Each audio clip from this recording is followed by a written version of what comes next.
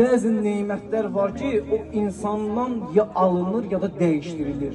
İmam Sadiq əleyhissalam buyurur ki, günahın müxtəlif növləri var. Elə günahlar var ki, ya neymətləri dəyişdirir, ya da ki, neyməti səndən alırlar.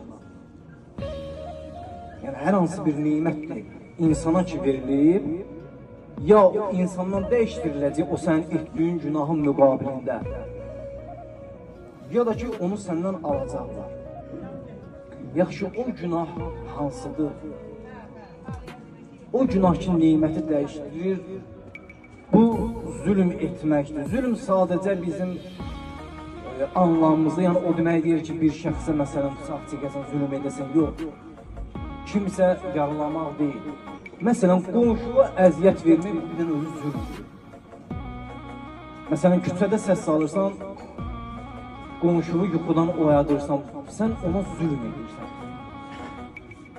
Məsələn, bir qonaqlığa gedirsən, sigaret çəkirsən, sigaretin tüstüsü bir dənə zülmdür. Ola bilər ki, o tüstü uşağa zərərli olsun. Sonra da deyirik ki, niyə bizim başımıza bu bəlalar gəlir? Niyə bizdən filan neymət alındı? Allah bir neyməti ya bizdən alır, ya da ki, uzaqlaşdırır. Məsələn, bir vaxtlar yaxşı oğlum var idi, amma bir müddətdən sonra oğlum olur, məsələn, ağaraq. Niyə? Çünki sənin etdiyin günah o neyməti dəyişdirdi.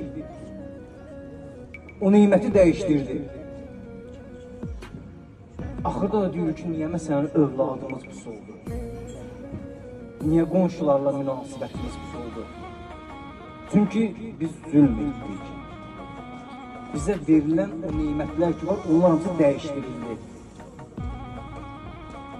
Ona görə Allah ki bizə bu neymətlər ki verib, o neymətlərin gərək haqqı əda edilsin, qədri bilinsin. O neymətlər ki bizləri neyir? Allahdan uzaqlaşdırır.